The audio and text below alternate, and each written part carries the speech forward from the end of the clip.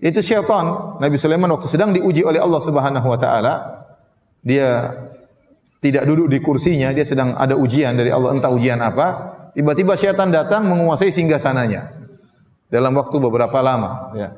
Tatkala syaitan menguasai singgasana Nabi Sulaiman, maka mereka bikin macam-macam, ya.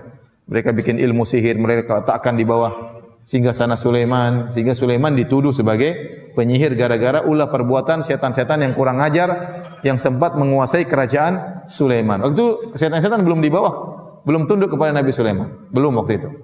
Ya. Makanya Nabi Sulaiman dituduh sebagai penyihir oleh sebagian orang, dan Allah membantah. Kata Allah, wattaba'u ma tatlu syayatinu ala mulki Sulaiman wa ma kafara Sulaiman walakinna syayatina kafaru yu'allimuna an-nasa as-sihra. Kata Allah, mereka hanya mengikuti apa yang dibacakan oleh setan-setan di atas kerajaan Sulaiman. Ya, jadi setan sempat menguasai kerajaan Sulaiman dan mereka mengajarkan macam-macam. Wa ma kafara Sulaiman. Sulaiman tidak pernah jadi penyihir. Sulaiman tidak pernah mengajarkan ilmu-ilmu seperti itu. Ya, Sulaiman waktu menguasai alaihissalam menguasai jin, dia tidak pernah mengikuti langkah-langkah supaya menjadi sakti, enggak ada. Memang Allah kasih dia kelebihan seperti itu. Ya. Maka kata Allah, "Ma kafara Sulaiman." Dan Sulaiman tidak pernah kafir, walakinna syayatina kafaru, tapi setan-setanlah yang kafir. Yu'allimuna an-nasa as-sihra. Setan-setan tersebut mengajarkan kepada manusia tentang ilmu.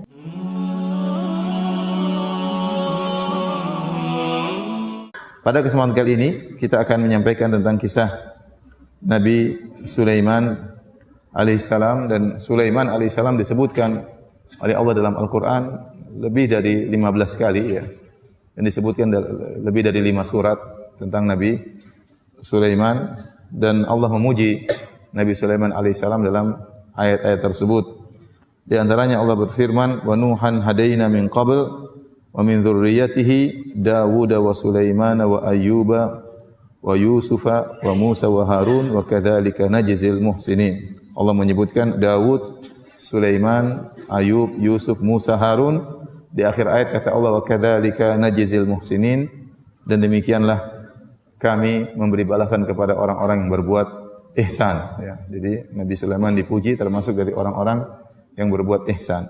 Kemudian juga Allah memuji Nabi Sulaiman dalam surat Al-Anbiya, kata Allah Subhanahu wa taala, fa fahamnaha Sulaiman.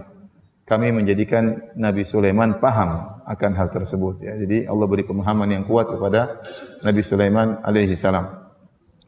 Dan Nabi Sulaiman sebagaimana kita ketahui, beliaulah yang telah membangun Masjidil Aqsa, di antara 3 masjid spesial yang ada di dunia Islam adalah Masjidil Haram, kemudian Masjidil Aqsa, kemudian baru Masjid Nabawi. Secara urutan pembangunan, yang pertama dibangun adalah Masjidil Haram, dibangun oleh Nabi Ibrahim alaihissalam.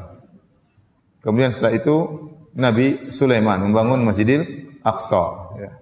Baru kemudian Nabi Muhammad SAW membangun Masjid Nabawi. Yang ketiga, masjid ini adalah masjid spesial, tidak boleh disamakan dengan masjid-masjid yang lainnya. Makanya Nabi SAW bersabda, la tushaddur rihal illa ila thalathati masajid. Tidak boleh seorang sengaja bersafar untuk mencari keberkahan, ya, pada suatu tempat kecuali pada 3 masjid. Masjid Haram, Masjid Aqsa, dan Masjid Nabawi. Selain 3 masjid ini tidak boleh seorang sengaja bersafar. Misalnya seorang sengaja bersafar untuk mencari keberkahan di Masjid Ampel atau Masjid Demak, enggak boleh. Di Masjid Istiqlal enggak boleh. Karena semua masjid selain 3 masjid semuanya sama, enggak ada bedanya. Enggak ada bedanya. Masjid Istiqlal sama dengan Masjid Darussalam, enggak ada bedanya. Di Darussalam dengan Masjid Ampel enggak ada bedanya, semua sama. Yang spesial cuma 3 masjid, ya. Disitulah pahala salat dilipat gandakan. Masjidil Haram 100.000 kali lipat, Masjidil Aqsa 500 kali lipat, Masjid Nabawi 1000 kali lipat. Dan di antara keutamaan salat di Masjid Nabawi adalah diampuni dosa-dosa, dan ini salah satu dari doa Nabi Sulaiman alaihissalam. Dalam hadis Rasulullah SAW bersabda, "Inna Sulaiman bin Dawud lamma bana Baitul Maqdis sa'ala Allah azza wa jalla khilalan thalatha." Tatkala Nabi Sulaiman alaihissalam bin Dawud selesai dari membangun Baitul Maqdis, maka beliau pun berdoa kepada Allah dan meminta 3 permohonan. Ya. Sa'ala Allah azza wa jalla hukman yusadifa hukmahu fa utiyahu. Pertama dia minta kepada Allah agar diberi hukum yang sesuai dengan hukum Allah Subhanahu wa taala dan Allah berikan. Hukum Nabi Sulaiman sesuai dengan hukum Allah Subhanahu wa taala. Wa sa'ala Allah azza wa jalla mulkan la yanbaghi li ahadin min ba'dihi fa utiyahu. Permintaan kedua, beliau meminta kepada Allah agar diberi kerajaan yang tidak seorang pun memiliki kerajaan seperti dia. Nanti akan kita jelaskan. Itu kerajaan spesial yang di mana hewan-hewan, angin dan jin tunduk kepadanya. Yang tidak ada seorang sebelum Nabi Sulaiman dan setelah Nabi Sulaiman yang memiliki kerajaan seperti ini. Ya, bukan dari sisi luas kerajaannya, tapi di situ angin tunduk kepada Nabi Sulaiman, hewan-hewan tunduk kepada Nabi Sulaiman, dan juga jin-jin, baik jin buruk maupun syaitan, semuanya tunduk kepada Nabi Sulaiman. Dan wa utiyahu, dikabulkan oleh Allah Subhanahu wa taala. Kemudian permintaan yang ketiga, Allah ya'tiyahu ahadun la yanhazu illa lis-salati fihi an yukhrijahu min khati'ati ka yaumin waladathu ummuhu. Dan yang ketiga, Nabi Sulaiman minta agar kalau ada orang datang ke Masjid Aqsa dan dia tidak punya niat ke situ kecuali untuk salat. Ya, bukan untuk ya macam-macam ya, bukan untuk selfie-selfie enggak ya. Datang ke situ niatnya benar-benar untuk apa? Salat ya. Makanya di sini ada persyaratan. Saya ingatkan kepada ikhwan-ikhwan yang pergi ke sana, benar-benar niatnya untuk apa? Salat. Karena alla ya'tiyahu ahadun la yanhazuhu illa lis-salat. Tidak seorang pun datang ke masjid ini dan dia tidak tergerak untuk ke sana kecuali untuk apa? Salat.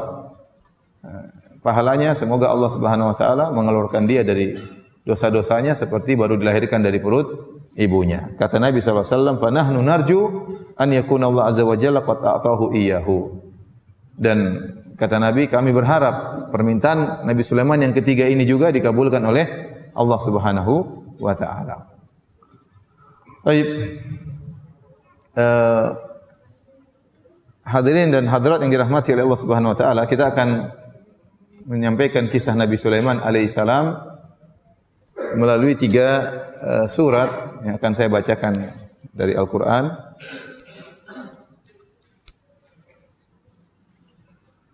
Yang pertama surat Shad, dari surat Shad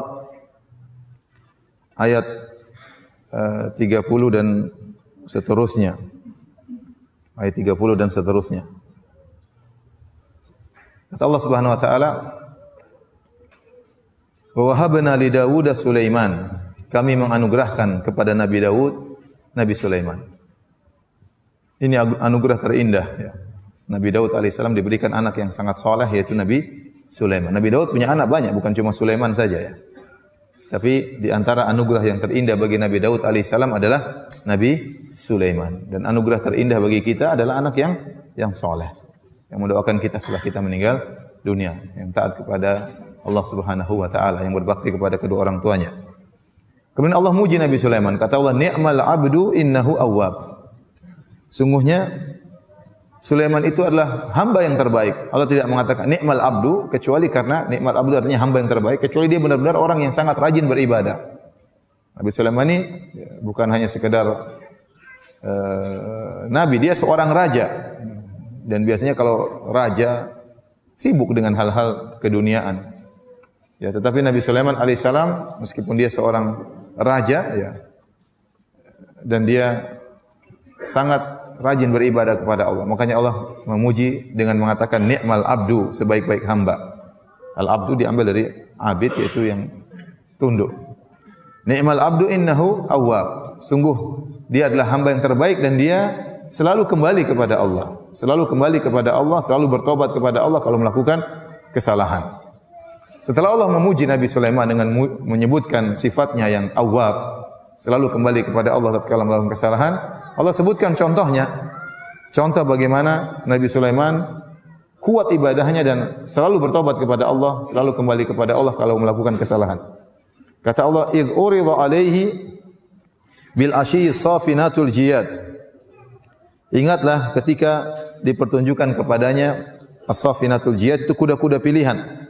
Ya.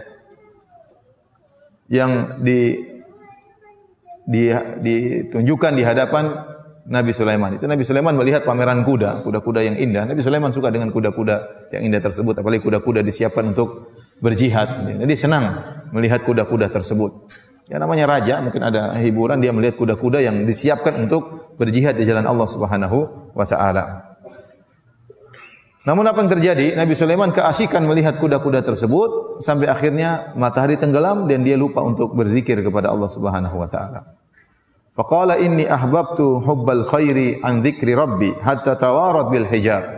Maka dia berkata, sungguhnya aku suka dengan melihat kuda-kuda ini sampai aku lupa dari an dzikri rabbi. Saya lupa dengan untuk mengingat Rabbku. Mungkin dia lupa untuk zikir petang atau lupa untuk suatu ibadah tertentu. Intinya dia mengatakan, gara-gara melihat kuda-kuda ini saya pun lupa mengingat Allah Subhanahu wa taala. Mungkin zikir petang. Hatta tawarat bil hijab, sampai akhirnya matahari terbenam. Waktu matahari terbenam dia sadar ternyata ada wiridnya atau zikirnya yang belum dia ucapkan. Maka dia pun bertobat kepada Allah, kata dia, rudduha alayya. Kembalikan kuda-kuda tadi yang sudah disimpan kembali setelah dipamerkan di hadapan Nabi Sulaiman. Kata Nabi Sulaiman, bawalah kuda-kuda itu kembali kepadaku. Fatafiqa mashan bisuqi wal a'naq. Maka Nabi Sulaiman pun menyembelih kuda-kuda tersebut di kakinya dan demikian juga di leher kuda tersebut, ya. Karena kuda-kuda ini mengganggu Nabi Sulaiman, membuat beliau lalai dari mengingat Allah Subhanahu wa taala. Disebutkan beliau pun sembelih, beliau berikan kepada fakir miskin, dijadikan makanan, dibagi-bagikan, ya. Karena kuda-kuda ini menyebabkan beliau lupa kepada Allah Subhanahu wa taala. Jadi luar biasa, ya. Gara-gara lupa untuk zikir kepada Allah, kuda yang buat dia senang dengan kuda-kuda tersebut, maka dia pun mengikhlaskannya, menginfakkannya di jalan Allah Subhanahu wa taala. Jadi kalau antum punya mobil baru, buat antum lupa zikir petang, ya, antum ikhlaskan, ya. Ya, antum sumbangkan di jalan Allah Subhanahu wa taala. Kalau ingin meniru siapa? Nabi Sulaiman alaihissalam. Ya, karena yang perkara dunia banyak yang membuat kita lalai. Lihat bagaimana kuatnya ibadah siapa? Nabi Sulaiman, ya. Gara-gara lupa zikir aja selesai urusannya. Kuda-kuda tersebut disembelih, dibagi-bagikan kepada fakir miskin. Sementara kita betapa sering dunia, ya, jangankan kuda, mungkin hanya perkara sepele saja kita sudah lupa ingat kepada Allah Subhanahu wa taala. Kemudian Allah Subhanahu wa taala menyebutkan lagi, Nabi Sulaiman pernah diuji oleh Allah dan dia melakukan kesalahan, ya. Kata Allah, "Wa laqad fatanna Sulaiman." Sungguh kami telah menguji Sulaiman. Adapun fitnah yang Allah berikan kepada Nabi Sulaiman, ujian ini tidak ada riwayat yang sahih yang menjelaskan tentang apa fitnah, apa ujian tersebut yang Allah ujikan kepada Nabi Sulaiman. Dalam buku-buku tafsir kalau kita buka, baik Ibnu Jarir At-Tabari, demikian juga Al-Baghawi, ya, yang ada tafsir-tafsir dengan sanad, ya. Semuanya riwayat Israiliyat, tidak ada riwayat yang sahih, tidak ada riwayat yang sahih. Wallahu alam apa ujian yang Allah ujikan kepada Nabi Sulaiman. Tapi kata Allah Subhanahu wa taala, wa alqaina ala kursiyyihi jasadan thumma anab.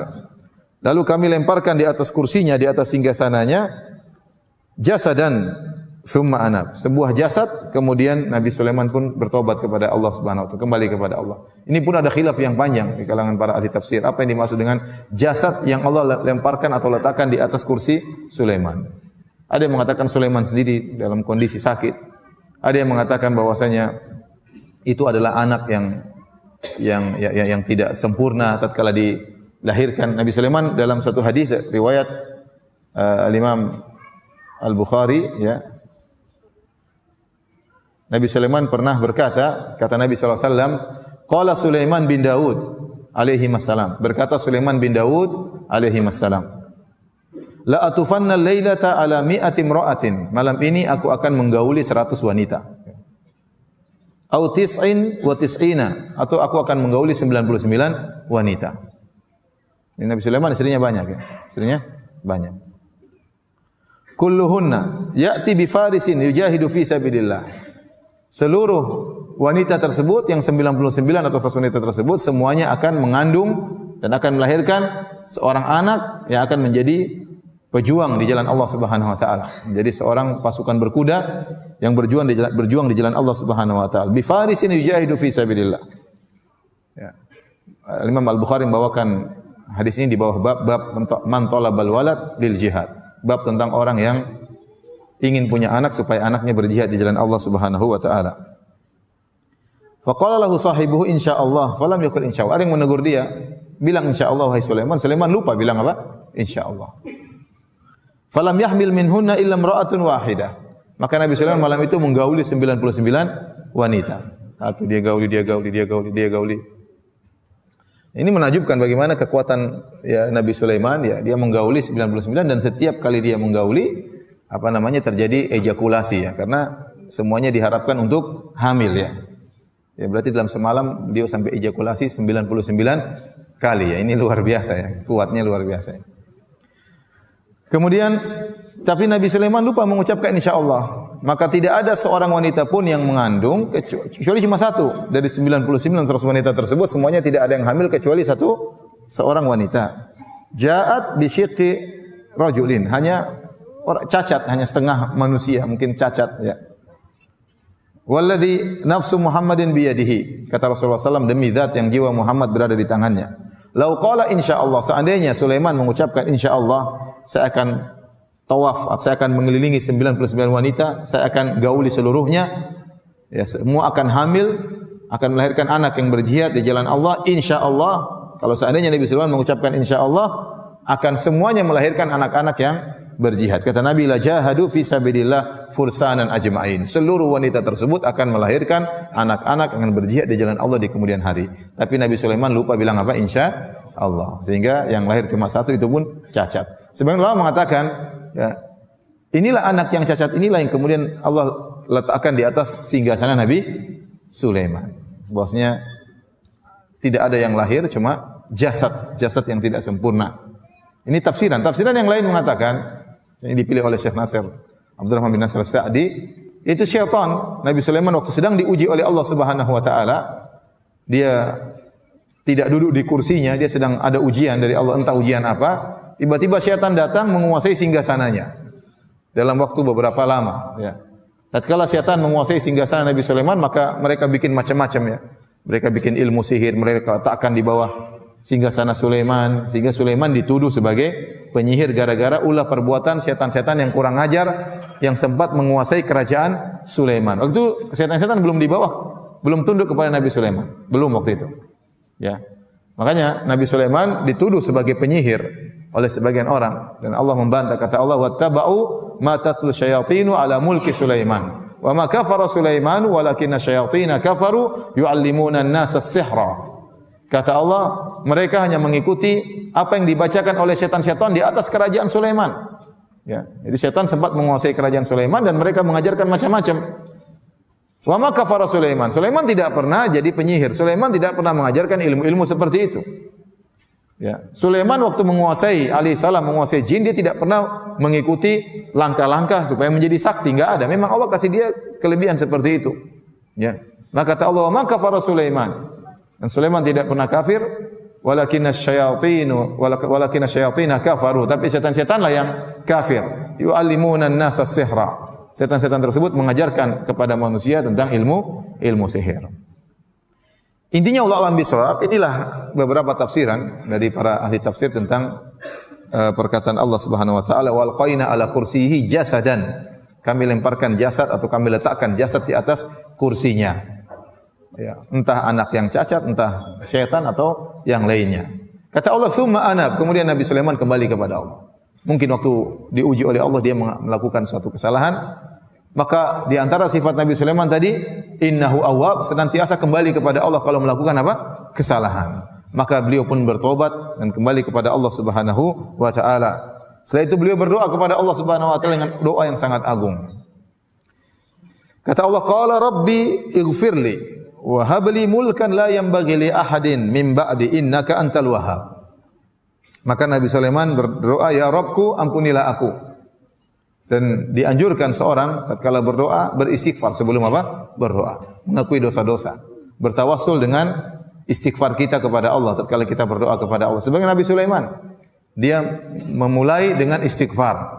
Kata beliau, "Rabbi ighfirli," ya Allah ampunilah aku. Setelah beliau minta ampun kepada Allah Subhanahu wa taala, baru kemudian beliau berdoa, "Wa habli mulkan la yanbaghi li ahadin min ba'di." Dan anugerahkanlah kepadaku suatu kerajaan yang tidak boleh seorang pun setelahku memiliki kerajaan seperti itu. Innaka antal wahhab. Sungguhnya engkau adalah Maha pemberi anugerah. Ya. Maka Allah kabulkan permohonan Nabi Sulaiman. Dia minta kerajaan spesial, bukan dari luas kerajaan. Kalau kerajaan secara luas, Romawi kerajaannya luas sekali ya. Persia dulu juga kerajaannya sangat luas sekali ya. Majapahit juga dulu cukup luas. Bukan masalah luas kerajaan, tapi kerajaan spesial yang di mana di situ angin ditundukkan, hewan-hewan ditundukkan dan juga jin-jin, setan-setan ditundukkan.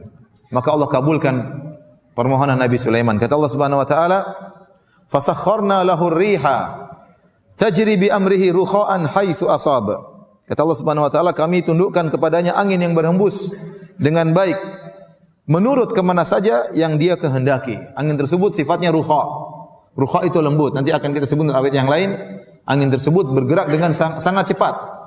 Jadi Allah tundukkan Nabi Sulaiman, haitsu asab, tundukkan kepada Nabi Sulaiman angin yang dia bergerak kemanapun Nabi Sulaiman inginkan. Ya. Tinggal belok kanan, anginnya belok kanan. Belok kiri, anginnya belok kiri. Naik ke atas, turun ke bawah, gampang Nabi Sulaiman ngatur angin. Luar biasa. Ini tidak pernah Allah berikan kepada seorang pun. Ya. Jadi kalau ada orang bilang ada yang menguasai angin bawa dia kemana itu omong kosong. Karena itu hanya boleh untuk siapa? Nabi Sulaiman. Tidak boleh. Kemudian kata Allah Subhanahu wa taala, ya. Jadi ini ingat, ini penguasaan jin ya, hanya milik Nabi Sulaiman. Kata Allah setelah itu, wasyayatina kulla banna'in wa ghawwas. Dan kami tundukkan kepada Nabi Sulaiman juga setan-setan. Jadi bukan cuma jin-jin baik, bahkan jin-jin setan, bahkan jin ifrit, ya.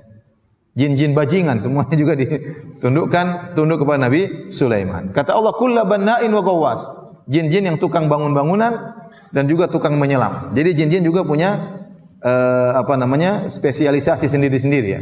Ada jin kontraktor, tukang bangun-bangun, dan ada jin penyelam. Kata Allah, kulla banna'in. Jadi jin-jin tersebut ditugaskan oleh Nabi Sulaiman untuk bangun ini, bangun anu. Jin-jin tersebut kekuatan luar biasa. Wa ghawwas, penyelam, disuruh ngambil ikan ini, ngambil ikan anu, mungkin suruh ngambil ikan hiu, ikan paus, terserah. Nabi Sulaiman perintahkan mereka. Jin-jin syaitan ini bukan jin sembarangan ya. Ya. Semua tunduk kepada Nabi Sulaiman. Kata Allah, wa akharina muqarranina fil asfad. Dan sebagian jin-jin terikat terbelenggu ya dalam ikatan-ikatan rantai, diikat. Kata Allah, hadza ata'una famnun au amsik bi ghairi hisab. Inilah pemberian kami wahai Sulaiman. Kau mau kasih orang terserah, kau mau pegang terserah. Bi ghairi hisab, tidak ada hisabnya, bebas. Kalau kita punya mobil dihisab sama Allah Subhanahu wa taala, ya. Ya. Mobil 2 hisabnya tambah panjang ya. Apalagi mobil 3 hisabnya tambah panjang ya. Istri 1 hisabnya lumayan. Istri 2 tambah panjang hisabnya. Apalagi istri 3 hisabnya tambah panjang ya. Jadi ya, Nabi Sulaiman dikatakan oleh Allah bi ghairi hisab, tidak ada hisab. Sudah. Karena Nabi Sulaiman orang yang sangat soleh, tidak perlu dihisab. Masuk surga tanpa hisab. Kemudian kata Allah Subhanahu wa taala, di dunia demikian Allah berikan kepada dia kemewahan yang luar biasa. Di akhirat kata Allah, wa inna lahu indana lazulfa wa husna ma'ab. Dan sungguhnya dia memiliki kedudukan yang dekat dengan kami di akhirat kelak dan tempat kembali yang terbaik ya. Tapi ini yang Allah sebutkan dalam surat Sad ya. Jadi di antara keistimewaan Nabi Sulaiman alaihissalam adalah beliau menguasai para jin-jin. Dan saya ulangi lagi, jin-jin tersebut dikuasai oleh Nabi Sulaiman karena Allah yang menundukkan, bukan dengan belajar ilmu khusus, latihan bela diri khusus, tidak ya. Sebagaimana angin tunduk kepada Sulaiman tanpa ilmu khusus, demikian juga jin-jin tunduk kepada Sulaiman, setan-setan tunduk kepada Sulaiman atas perintah Allah Subhanahu wa taala. Dalam Sahih Al-Bukhari dan Sahih Muslim dan juga Imam Ahmad dan yang lainnya dari Abu Hurairah radhiyallahu taala anhu, anin Nabi sallallahu alaihi wasallam qala, dari Nabi sallallahu alaihi wasallam beliau bersabda, "Inna ifritan minal jinni tafallata alayya al-barihata au kalimatan nahwaha." Sungguhnya jin ifrit ini jin setan yang paling top ya. Ifrit kata Nabi sallallahu alaihi wasallam tadi malam ya datang menggangguku, liyaqta alayya salat, untuk memutuskan salatku. Dalam riwayat yang lain, inna syaitana arada an yamurra baina yadayya. Syaitan ingin melewati depanku, aku sedang salat, dia ingin ganggu di depanku. Makanya wallahu a'lam, mungkin di antara hikmah seorang salat ke arah sutra, jangan lewat depan orang, karena seorang sedang salat, dia sedang berada dalam ibadah yang sangat agung, sedang bermunajat dengan Allah Subhanahu wa taala, jangan diganggu, jangan ada yang lewat. Jin, Nabi sedang salat, dia lewat depan, jin ingin mengganggu Nabi sallallahu alaihi wasallam, ingin mutus salat Nabi sallallahu alaihi wasallam. Kata Nabi sallallahu alaihi wasallam, fa amkanani Allahu minhu, maka Allah menjadikan aku mampu untuk menahan syaitan tersebut, ifrit tersebut. Bukan karena Nabi sakti, tidak, tapi karena Allah bikin Nabi mampu untuk apa? Untuk menahan ifrit tersebut.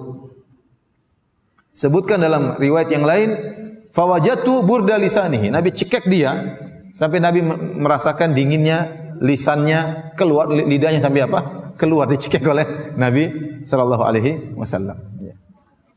Kemudian kata Nabi sallallahu alaihi wasallam, fa aradtu an arbitahu ila sariyatin min sawaril masjid hatta tusbihu wa tanzuru ilaihi kullukum. Maka aku ingin mengikat jin tersebut, ifrit tersebut di tiang Masjid Nabawi. Nanti kalau kalian sudah pagi hari, kalian bisa lihat jin tersebut. Seluruh kalian bisa lihat jin ifrit. Fadzakartu qala akhi Sulaiman. Tiba-tiba aku ingat dengan doanya Nabi Sulaiman alaihissalam. Rabbi habli mulkan la yanbaghi li ahadin min ba'di. Nabi Sulaiman pernah berdoa, ya Allah, berikanlah aku kerajaan yang tidak boleh seorang pun memiliki kerajaan sepertiku. Ya. Maka Nabi tidak tidak jadi mengikat jin ifrit, karena berarti Nabi menguasai jin ifrit, padahal penguasaan jin hanyalah hak siapa? Nabi Sulaiman alaihissalam. Makanya disebutkan dalam Al-Quran, surat Al-Jin, sampai jin-jin datang mendengarkan bacaan Al-Quran Nabi. Inna sami'na Qur'anan ajaba. Kata mereka, kami mendengar bacaan yang menakjubkan, yaitu Al-Quran. Jadi banyak jin masuk Islam. Tapi Nabi SAW tidak pernah punya pasukan jin, tidak pernah. Nabi tidak pernah punya pasukan jin. Nabi tidak pernah, padahal Nabi sangat butuh dengan pasukan. Dalam perang Badar 315 lawan 1000 orang, butuh pasukan jin, tapi Nabi tidak pernah minta tolong sama jin. Dalam perang Uhud Nabi tidak pernah minta tolong sama jin. Dalam perang Khandaq 3000 dikepung sama 10.000, Nabi juga tidak pernah minta pertolongan sama jin. Waktu istrinya kalungnya hilang, Nabi juga tidak pernah minta tolong sama jin untuk mencari kalung istrinya. Karena memang tidak boleh menguasai jin kecuali siapa? Nabi Sulaiman alaihissalam. Kalau seandainya jin boleh dikuasai, maka Nabi akan mengikat jin ifrit tersebut di salah satu tiang dari tiang-tiang Masjid Nabawi. Namun ini dilarang oleh Allah Subhanahu wa taala. Yang berhak menguasai jin hanyalah siapa? Nabi Sulaiman. Maka tidak benar orang-orang yang kemudian punya jin, punya khodam, punya ini dan macam-macamnya. Itu tidak benar. Itu pasti ada maharnya, pasti ada persyaratannya dan macam-macamnya. Adapun Nabi Sulaiman alaihissalam menguasai jin-jin tersebut tanpa persyaratan. Allah yang memberikan dia kemampuan. Nabi Muhammad waktu mencekik jin tersebut tanpa ada persyaratan. Allah yang beri Nabi sallallahu alaihi wasallam apa? Kemampuan. Sekarang orang punya jin buat ini, jin buat ini. Ya, ada maharnya, bayar ini, bayar anu. Ini kesyirikan. Ini adalah apa? Kesyirikan.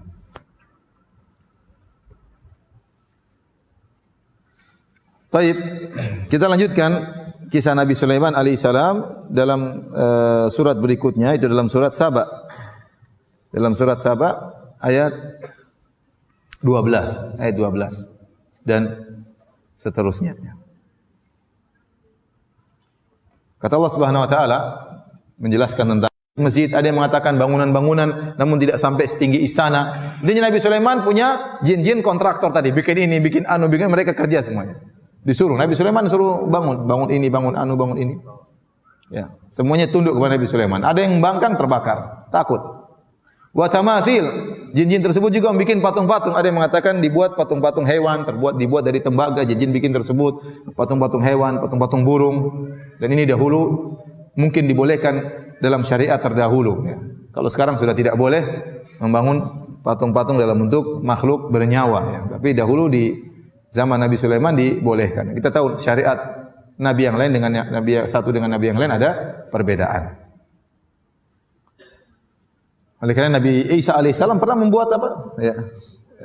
Ahni akhluqu lakum minat-tiri kahayati minat-tini kahayati at-tayri fa anfukhu fihi fayakunu tayran biidznillah. Nabi Isa pernah membuat patung dari tanah liat berbentuk burung, kemudian Nabi Isa tiup maka terbanglah burung tersebut. Intinya dia buat patung burung. Ya. Kalau di zaman Bani Israel itu mungkin diperbolehkan, kata sebagian ulama seperti Al-Baghawi dalam tafsirnya. Adapun sekarang tidak diperbolehkan. Kemudian kata Allah Subhanahu wa taala wajifanin. Mereka membuat jin-jin tersebut membuat piring-piring, tapi piring-piring tersebut sangat besar. Kata Allah kal jawabi, piring-piring tersebut seperti danau. Ya. Jadi piring-piring raksasa besar-besar ya. Karena anak buah Nabi Sulaiman sangat banyak ya. Ya ada jin, ada hewan-hewan yang mungkin anak buahnya, ada gajah, entah. Pokoknya sehingga piringnya aja sebesar apa? Sebesar danau. Kata Allah wa qudurir rasiyat, dan kidir-kidir yaitu panci-panci yang rasiat yang tidak bisa diangkat, menunjukkan panci tersebut sangat besar. Untuk angkat enggak bisa. Berarti piringnya gede, yang jelas pancinya juga apa? Gede. Yang jelas kompornya juga gede. Ini yang ngerjain bukan manusia, enggak bisa. Jin-jin yang disuruh kerja oleh Nabi Sulaiman. Ini menunjukkan jin-jin punya kekuatan memang. Jin-jin punya kemampuan. Mampu tadi untuk menyelam, mampu untuk jadi kontraktor dan yang lainnya.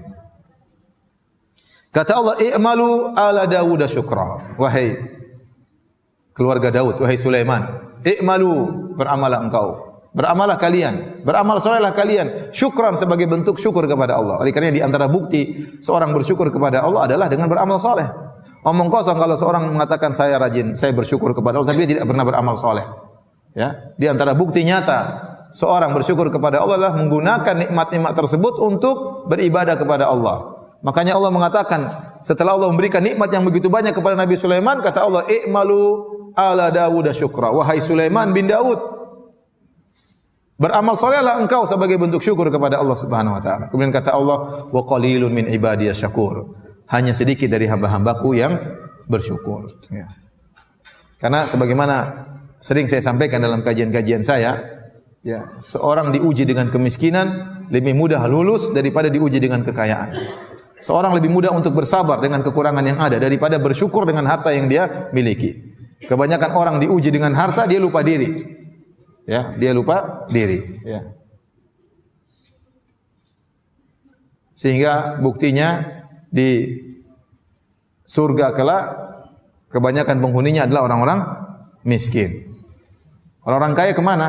Ke tempat yang lainnya. Tapi ada orang-orang kaya namun tidak banyak. Kenapa? Sebagai bukti bahwasanya kebanyakan manusia diuji dengan kekayaan tidak lulus. Dan kebanyakan manusia diuji dengan kekurangan bisa lulus. Tapi kalau antum disuruh milih diuji dengan kekayaan atau milih diuji dengan kemiskinan, antum milih diuji dengan apa? Kekayaan. Diuji dengan kekayaan tapi lulus, itu yang susah. Itu yang susah. Tapi itu bukan pilihan antum. Itu pilihan siapa? Allah. Mau diuji dengan kekayaan, kalau kasih uji dengan miskinan ya sudah, mau apa lagi. Taib. Kita pindah ya kepada surat yang paling banyak menceritakan tentang Nabi Sulaiman alaihissalam, yaitu surat An-Naml. Surat An-Naml dari ayat 15 dan seterusnya. Dari ayat 15 dan seterusnya. Hadirin dan hadirat yang dirahmati oleh Allah Subhanahu wa taala. Allah Subhanahu wa taala berfirman dalam surat An-Naml ayat 15 dan seterusnya. Kata Allah, "Wa laqad ataina Dawuda wa Sulaimana ilma." Sungguh kami telah memberikan kepada Nabi Daud dan Nabi Sulaiman ilmu. Padahal yang Allah berikan kepada mereka berdua banyak, bukan cuma ilmu ya. Harta, kekayaan, kerajaan. Tapi Allah khusus menyebutkan tentang ilmu. Karena ilmu ini adalah anugerah yang sangat spesial. Anugerah yang sangat spesial. Wa qala alhamdulillahilladzi faddalana ala katsirin min ibadihil mu'minin. Maka keduanya berkata, segala puji bagi Allah yang telah melebihkan kami dari kebanyakan hamba-hambanya yang beriman.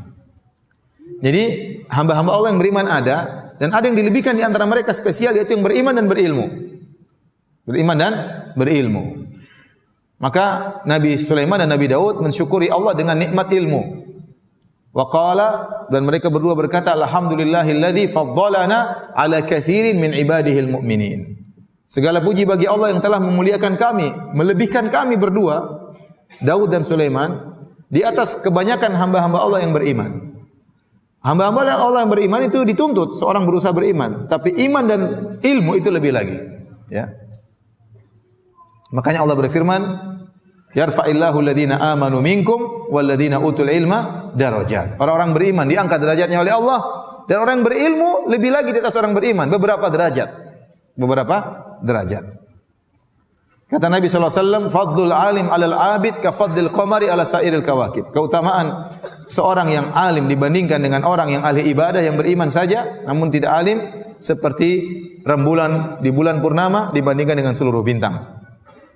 Bintang jumlahnya banyak, tapi yang punya pengaruh untuk manusia di bumi adalah rembulan yang beri cahaya, penerangan kepada penghuni di bumi. Jadi seorang alim yang beriman kepada Allah lebih baik daripada ribuan ahli ibadah.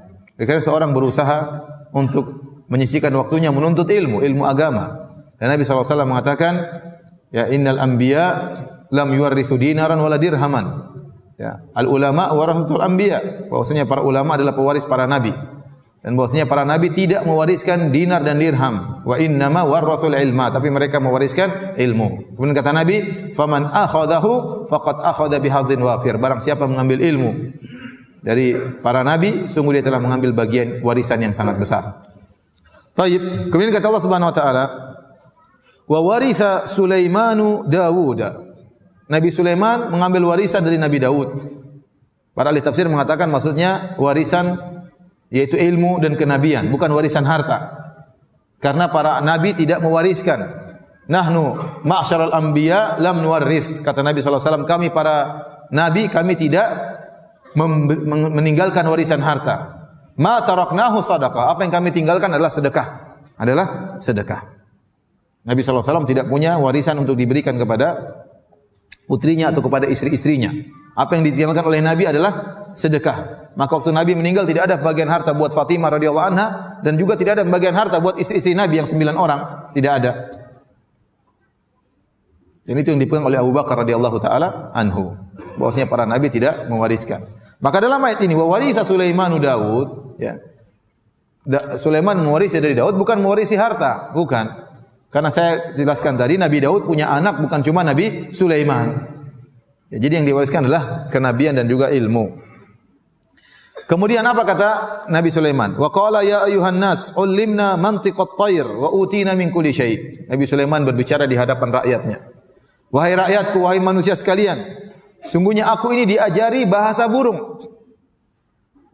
Wa utina min kulli syai', dan kita telah diberikan segala sesuatu. Inna hadza lahuwal fadlul mubin. Ini adalah sungguh karunia yang nyata. Nabi Sulaiman menisbahkan segala kelebihan yang dia miliki kepada Allah. Dia kembalikan kepada Allah. Ini semua dari Allah Subhanahu wa taala. Bisa bahasa burung, bisa bahasa hewan, ya. Kemudian kata Allah Subhanahu wa taala, wa husyira li Sulaimana junuduhu minal jinni wal insi wat thairi fahum yuzaun. Maka dikumpulkan kepada Sulaiman pasukan-pasukannya dari golongan jin, dari golongan manusia, dari burung-burung, dari hewan-hewan. Fahum yuzaun, dan mereka tertib, teratur dalam barisan. Kata para ulama ini dalil bahwasanya Nabi Sulaiman selain dia seorang nabi, tapi dia juga seorang raja. Raja tersebut tegas. Sulaiman adalah raja yang tegas. Nanti kita akan lihat ketegasannya. Karena pemimpin itu ya juga butuh pemimpin yang tegas. Kalau pemimpin tidak tegas akan tidak dihargai oleh bawahannya. Punya peraturan harus tegas. Ya. Dia dalam kelembutannya ada ketegasannya. Ya. Adapun pemimpin yang lemah lembut tapi tidak tegas, ini tidak cocok jadi pemimpin. Selain dia baik, perhatian, tapi dia punya ketegasan. Ya. Jadi kita ingat Nabi Sulaiman ini bukan sekedar seorang nabi, tapi dia juga seorang raja. Maka dia atur pasukannya tertib. Pasukan manusia, pasukan jin, bahkan pasukan burung-burung, bahkan burung-burung kecil, ya, sampai hut-hut dia pun tahu, dia cek. Taib. Kemudian berjalanlah pasukan tersebut hatta idza atau ala wadin namli. Tatkala mereka berjalan pasukan yang begitu banyak, ya. Ada hewan-hewan, ada burung, ada jin, ada manusia. Kemudian mereka akan melewati suatu lembah semut. Qalat namlatun, tiba-tiba ada seekor semut berkata, ya ayuhan namlu udkhulu masakinakum la yahtimannakum Sulaimanu wa junuduhu wa hum la yash'urun.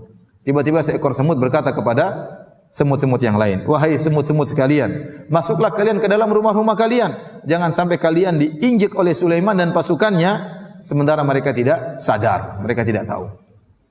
Kata Allah, fatabassama dhahikan min qawliha. Nabi Sulaiman tertawa, senyum, gembira melihat ya atau mendengar perkataan semut tersebut. Ya, akhirnya di antara mukjizat Nabi Sulaiman alaihissalam. Jadi Nabi Sulaiman sekarang datang dengan pasukannya. Pasukannya kan banyak. Ada kebisingan, ada suara kuda, ada suara macam-macam banyak. Tiba-tiba ada semut satu ekor ngomong, dia dengar. Bagaimana ceritanya? Kita saja semut kalau lewat sini, ya, berdua, kemudian ngobrol, kita dengar saja? Tidak. Ngomong mungkin gibahin kita itu orang enggak mandi bau, kita enggak dengar, enggak pernah dengar. Ya. Bahkan semut kalau masuk di telinga ngobrol, kita pun enggak dengar. Kita paling dengar merasakan gerakannya, tapi dia ngomong apa kita tidak tahu. Nabi Sulaiman mungkin di atas angin, berjalan pasukan di atas angin. Jarak antara semut dengan Nabi Sulaiman jauh. Entah Nabi Sulaiman di atas kuda, itu pun ada jaraknya. Entah Nabi Sulaiman di atas angin lebih jauh lagi. Subhanallah, Allah membuat Nabi Sulaiman terfokus mendengar perkataan semut tersebut.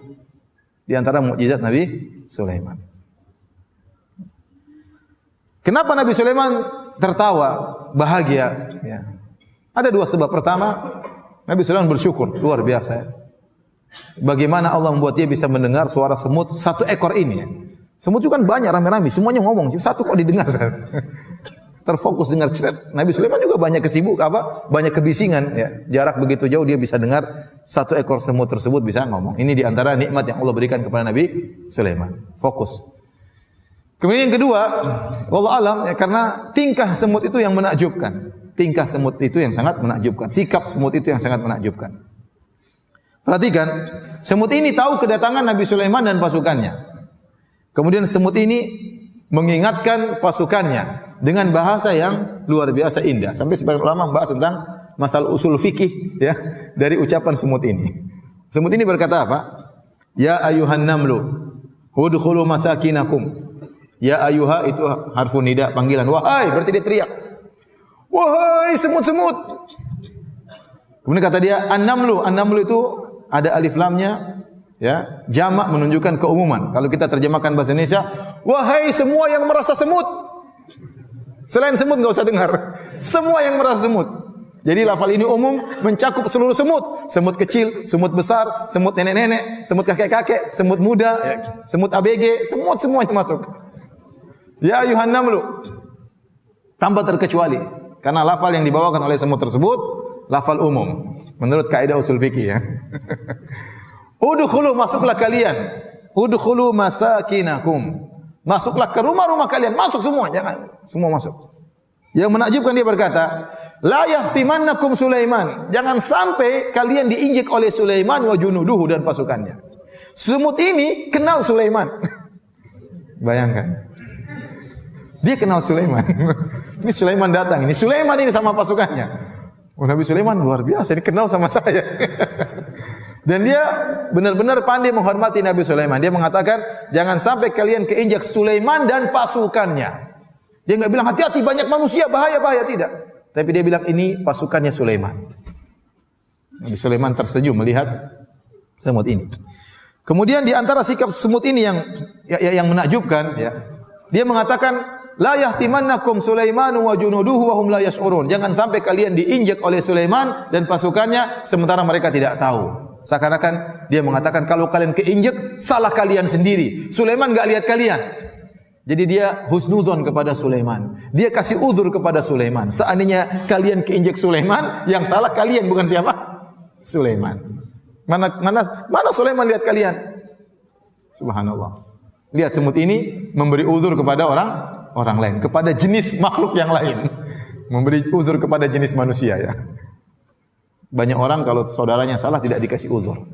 Tidak dikasih udzur. Ini semut memberi udzur kepada Sulaiman. Padahal dia bukan dari bangsa semut. Kemudian bagaimana semut ini tidak memikirkan dirinya sendiri. Dia memikirkan rakyatnya, memikirkan teman-temannya.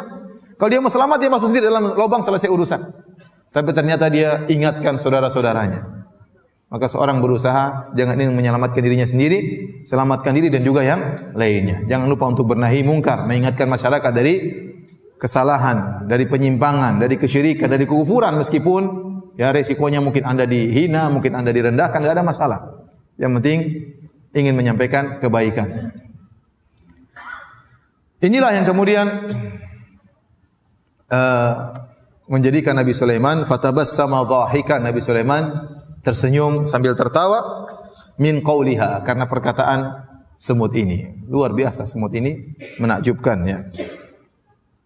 Kemudian Nabi Sulaiman pun berdoa, wa qala rabbi auzi'ni an ashkura ni'mataka allati an'amta alayya. Ya Allah, ya, ilhamkanlah kepadaku agar aku bisa bersyukur kepada Engkau atas nikmat-nikmat yang Kau berikan kepadaku dan kepada kedua orang tuaku.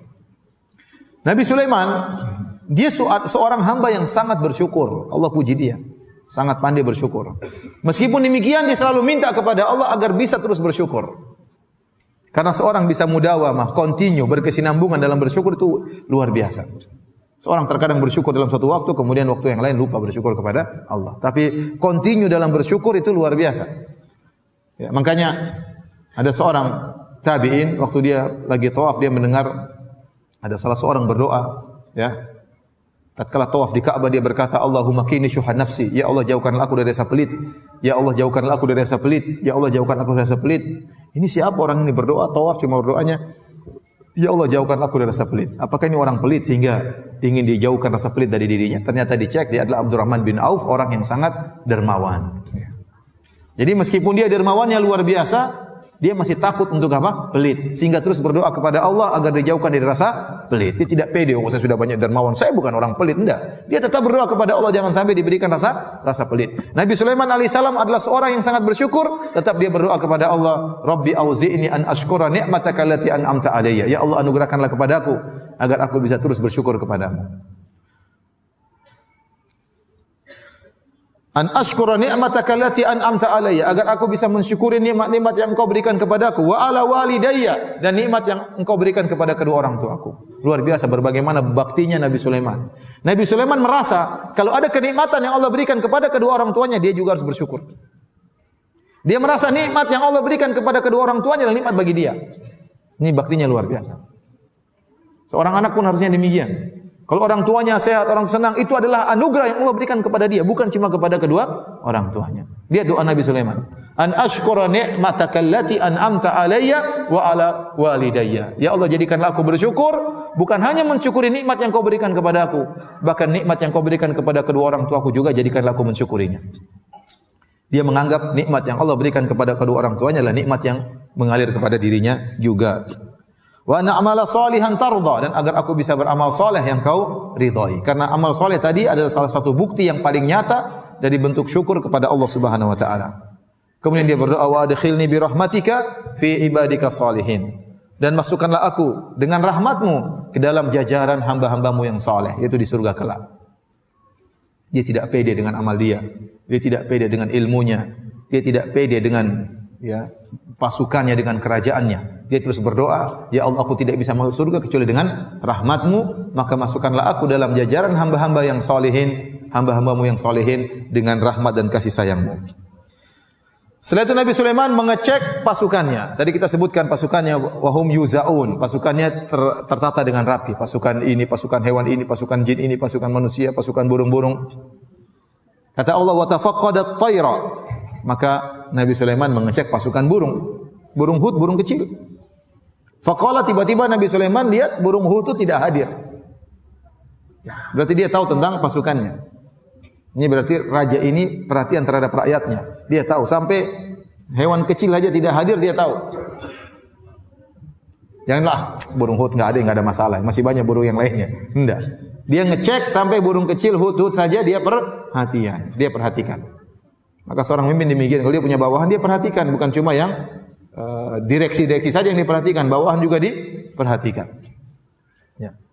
Faqala ma li la aral hudhud am kana minal ghaibin. Maka Sulaiman bertanya kepada pasukannya, kenapa saya tidak lihat burung hudhud? Ya.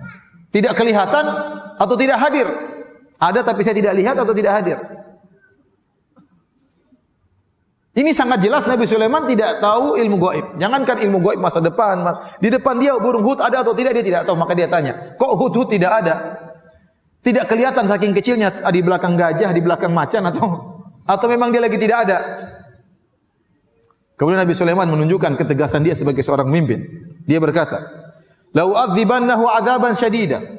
Kalau dia tidak hadir dalam apel pagi tidak hadir, apel siang tidak hadir, aku akan menyiksa dia dengan siksaan yang pedih. Disebut oleh sebagian ahli tafsir akan dicabut bulu-bulunya oleh Nabi Sulaiman. Atau lebih parah daripada itu, aula azbahannahu, atau sungguh-sungguh aku akan menyembelihnya. Ini Nabi Sulaiman ucapkan di hadapan hewan-hewan yang lain, di hadapan jin-jin yang jin-jin ngembangkang dibakar. Ya, kenapa? Karena ini posisinya posisi pasukan harus tegas, bukan saatnya lemah lembut, saatnya tegas saat ini. Lemah lembut ada saatnya. Ya, ada saatnya lemah lembut, ada saatnya tegas tatkala memimpin pasukan perang. Ya. Kata Nabi Sulaiman, "Lau adzibannahu adzaban syadida." Aku akan menyiksanya dengan siksaan yang pedih. Au la azbahanna, atau sungguh-sungguh aku akan menyembelihnya. Au la ya'tiyanni bisultanin mubin, atau dia terlambat datang dan sampaikan uzur. Kalau punya uzur saya maafkan. Ini pelajaran bagi yang lainnya. Tatkala Nabi Sulaiman tegas, maka pasukannya semua takut kepada Nabi Sulaiman dan patuh kepada Nabi Sulaiman. Jadi kalau seorang pemimpin punya aturan, ada yang melanggar harus ditindak. Harus ditindak, jangan dibiarkan. Kalau dibiarkan akhirnya orang menggampangkan, akhirnya peraturan tidak jalan. Ya. Peraturan tidak jalan. Taib. Kata Allah, "Famakatha ghairu ba'idin." Tidak lama kemudian tiba-tiba Hudhud datang, terlambat datang dia, terlambat apel. Faqala ahattu bima lam tuhitu bih. Hudhud berkata, "Wahai raja, aku punya ilmu yang kau tidak punya ilmu tentangnya. Aku tahu apa yang kau tidak tahu." Subhanallah. Hudhud ini sudah terlambat datang, langsung bilang, "Saya punya ilmu kau tidak tahu." Ini ngomongnya depan Raja Sulaiman yang punya pasukan luar biasa ya. Dengan pedenya dia berkata, "Aku punya ilmu yang kau tidak tahu." Jadi kata para ulama seperti Al-Qurtubi dan yang lain, ini dalil bahwasanya Nabi Sulaiman tidak tahu ilmu gaib. Dan bahwasanya Nabi Sulaiman tidak tahu ilmu gaib diketahui oleh rakyatnya. Rakyatnya pun tahu sang Nabi tidak tahu ilmu gaib. Bahkan burung Hudhud pun tahu Nabi Sulaiman tidak tahu ilmu gaib. Makanya Hudhud dengan pede mengatakan, "Aku tahu apa yang kau tidak tahu." Wajituka min saba'in binaba'in yakin. Sungguh aku telah datang kepada engkau dari negeri Saba dengan suatu kabar yang pasti. Jadi ternyata Hudhud ini mau apel, dia pergi jalan-jalan. Dan kerajaan Sulaiman di Palestina, antara Palestina dengan Saba kira-kira 2000 km. Berarti jauh atau tidak? Jauh, berarti dia terbang sana ya. Mungkin dia terbang-terbang jalan-jalan kemudian dia pulang, aduh nanti terlambat apel gimana ya. Sebagian ada yang mengatakan Hudhud menimbang antara maslahat dan mudarat. Kalau saya pulang cepat, apel tepat, ada kabar yang tidak saya dapatkan. Tapi kalau saya terlambat, resikonya mungkin disiksa oleh Sulaiman, tapi ada berita yang penting harus saya dapatkan. Dan dia menimbang, akhirnya dia milih terlambat, enggak ada masalah, menempuh mudarat lebih kecil demi mendapatkan maslahat yang besar. Waktu burung Hudhud pun datang ketemu Sulaiman, dia tidak banyak omong. Dia bilang, "Sebentar raja, saya tadi jalan-jalan ke Sabah, ada lewat sungai, lewat gunung, kelamaan segera disembelih kalau ngomong kayak gini." Jadi ada orang kalau ketemu kita ngobrol tuh kanan kiri belok kiri, intinya cuma apa? Sedikit. Ya. Kalau kita tahu orang depan kita sibuk, jangan belok kanan belok kiri, langsung Sulaiman lagi sibuk-sibuk seperti ini alaihissalam, kemudian mau cerita tadi saya lewat ke ini, lewat gunung, lewat mata air, kemudian ada ini, keburu disembelih sama Sulaiman. Dia datang langsung ngobrol pada intinya. Ahattu bima lam tuhitu bih. Saya punya ilmu yang kau tidak punya wahai Sulaiman. Wajituka min saba'in binaba'in yakin. Saya datang dari negeri Sabah dengan suatu berita yang penting, berita yang pasti benarnya. Kemudian dia bercerita langsung to the point.